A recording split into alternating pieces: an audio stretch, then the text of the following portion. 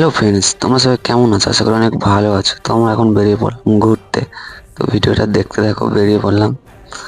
তো গাইস, এই জায়গার ভিউটা আমার সেই লেগেছে। তোমাদের কেমন লেগেছে কমেন্টে বলবে। ভিউটা দেখো গাইস, শুধু ভিউটা দেখো।